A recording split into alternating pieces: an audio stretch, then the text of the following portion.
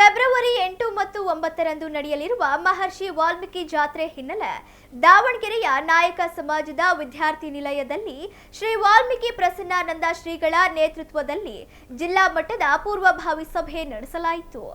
ಸಭೆಯನ್ನುದ್ದೇಶಿಸಿ ಮಾತನಾಡಿದ ಪ್ರಸನ್ನಾನಂದ ಶ್ರೀಗಳು, ಒಂದು ಸಮುದಾಯ ಸರ್ವತೋಮುಖ ಅಭಿವೃದ್ಧಿ ಸಾಧಿಸಬೇಕೆಂದರೆ ಹಿಂದೆ ಗುರು ಮುಂದೆ ಗುರಿ ಇರಬೇಕು. ಹಾಗೆ ರಾಜ್ಯದಲ್ಲಿ ಎಲ್ಲ ಸಮುದಾಯಗಳು ಸಂಘಟನೆಯಾಗುತ್ತಿವೆ. ವೀರಶೈವ ಅಥವಾ ಲಿಂಗಾಯತ ಸಮುದಾಯ ಬಸವಣ್ಣನವರ ಹೆಸರಿನಲ್ಲಿ ಸಂಘಟನೆಯಾಗುತ್ತಿದ್ರೆ, ಒಕ್ಕಲಿಗ ಸಮುದಾಯ ಕೆಂಪೇಗೌಡರ ಹೆಸರಿನಲ್ಲಿ ಸಂಘಟನೆಯಾಗುತ್ತದೆ. ಕುರುಬ ಸಮುದಾಯ ಕನಕದಾಸರ ಹೆಸರಿನಲ್ಲಿ ಸಂಘಟನೆಯಾಗುತ್ತದೆ. ಪರಿಶಿಷ್ಟ ಪಂಗಡಗಳು ಡಾಕ್ಟರ್ ಬಿ.ಆರ್. ಅಂಬೇಡ್ಕರ್ ಅವರ ಹೆಸರಿನಲ್ಲಿ ಸಂಘಟನೆಯಾಗುತ್ತಿದೆ.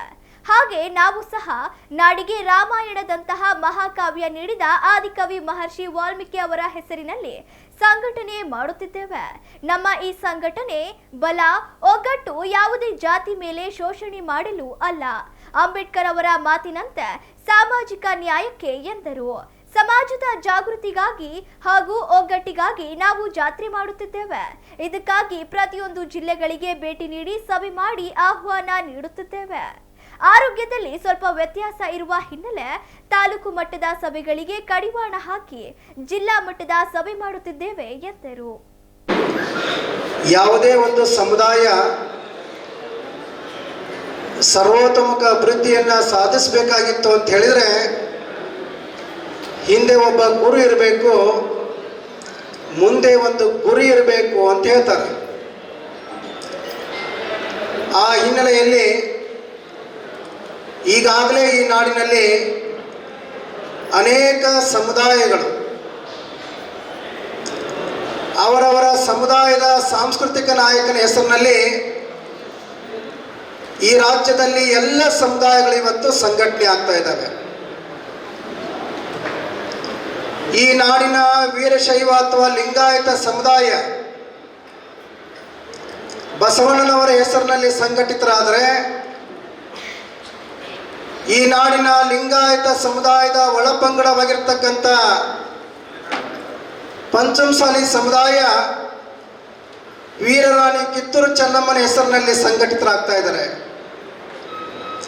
ಈ ನಾಡಿನ ಲಿಂಗಾಯತ ಸಮುದಾಯದ ಒಳಪಂಗಡವಾಗಿರ್ತಕ್ಕಂಥ ಸಾಧು ವೀರಶೈವ ಸಮುದಾಯ ವಿಶ್ವಬಂಧು ಮರುಳಸಿದ್ದರ ಹೆಸರಿನಲ್ಲಿ ಸಂಘಟಿತರಾಗ್ತಾ ಇದ್ದಾರೆ.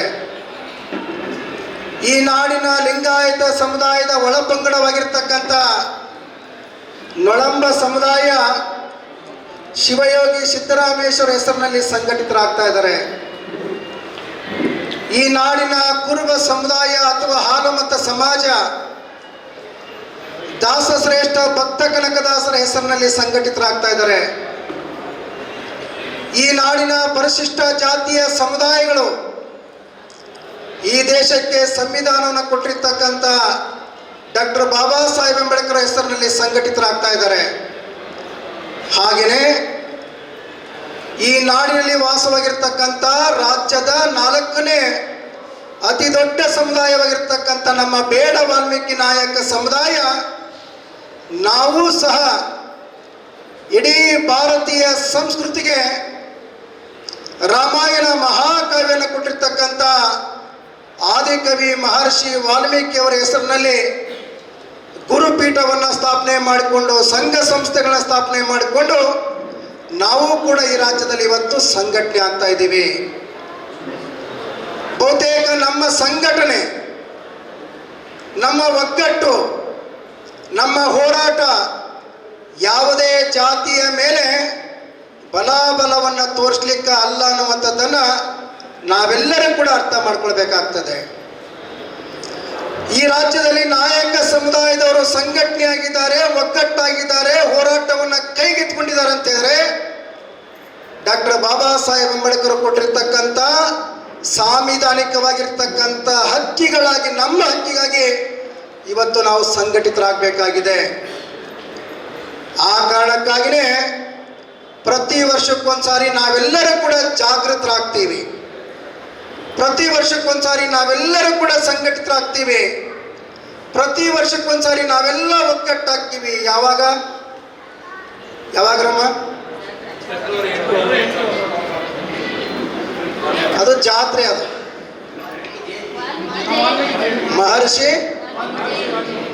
ಮಹರ್ಷಿ ವಾಲ್ಮೀಕಿ ಜಯಂತಿ ಬಂದಾಗ ಈ ರಾಜ್ಯದ ನಾಯಕ ಸಮುದಾಯ ನಮ್ಮ ಗುರುವಿನ ಜಯಂತಿಯನ್ನು ಮಾಡುವಂತ ಸಂದರ್ಭ ಬಂದಾಗ ನಾವೆಲ್ಲರೂ ಕೂಡ ಪ್ರತಿ ತಾಲೂಕು ಕೇಂದ್ರ, ಜಿಲ್ಲಾ ಕೇಂದ್ರಗಳಲ್ಲಿ, ರಾಜ್ಯ ಮಟ್ಟದಲ್ಲಿ ಮಹರ್ಷಿ ವಾಲ್ಮೀಕಿ ಜಯಂತಿಯನ್ನ ಆಚರಣೆಯನ್ನ ಮಾಡೋದ್ರ ಮೂಲಕ ಈ ರಾಜ್ಯದಲ್ಲಿ ನಾಯಕರು ಸಂಘಟಿತರಾಗಿದ್ದೇವೆ, ಒಗ್ಗಟ್ಟಾಗಿದ್ದೇವೆ, ಜಾಗೃತರಾಗಿದ್ದೇವೆ ಅನ್ನುವಂಥ ಒಂದು ಸ್ಪಷ್ಟವಾದ ಸಂದೇಶವನ್ನು ನಮ್ಮನ್ನು ಆಳುವಂಥ ರಾಜ್ಯ ಸರ್ಕಾರ ಮತ್ತು ಕೇಂದ್ರ ಸರ್ಕಾರಕ್ಕೆ ಒಂದು ಸ್ಪಷ್ಟವಾದ ಸಂದೇಶ ರವಾನೆ ಆಗ್ತದೆ. ಪ್ರತಿ ವರ್ಷ ಅಕ್ಟೋಬರ್ ತಿಂಗಳಲ್ಲಿ ಬರ್ತಕ್ಕಂಥ ಸೀಗೆ ಹುಣ್ಣಿಮೆ ದಿನ, ಅದು ಅಕ್ಟೋಬರ್ ತಿಂಗಳಲ್ಲೇ ಬರ್ತದೆ.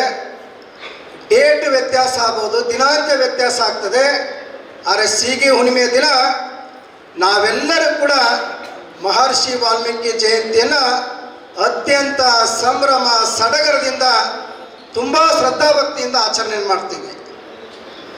ಮಹರ್ಷಿ ವಾಲ್ಮೀಕಿಯವರು ಇಡೀ ಭಾರತೀಯ ಸಂಸ್ಕೃತಿಗೆ, ಇಡೀ ಭಾರತೀಯರ ಸಂಬಂಧಗಳನ್ನು ಗಟ್ಟಿಗೊಳಿಸಿರ್ತಕ್ಕಂಥ ಮಹಾತ್ಮ.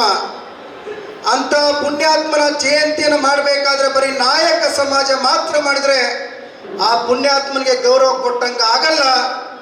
ಕರ್ನಾಟಕ ಸರ್ಕಾರವೂ ಸಹ ಸಾರ್ವಜನಿಕವಾಗಿ, ಸಾರ್ವತ್ರಿಕವಾಗಿ ಮಹರ್ಷಿ ವಾಲ್ಮೀಕಿಯವರನ್ನು ಗೌರವಿಸಬೇಕು ಅಂತೇಳಿ ಕಳೆದ ಕೆಲವು ವರ್ಷಗಳಿಂದ ಸ್ವತಃ ಕರ್ನಾಟಕ ಸರ್ಕಾರ ಮಹರ್ಷಿ ವಾಲ್ಮೀಕಿ ಜಯಂತಿಯನ್ನು ಆಚರಣೆಯನ್ನು ಮಾಡ್ಕೊಂಡು ಬರ್ತಾ ಇದೆ.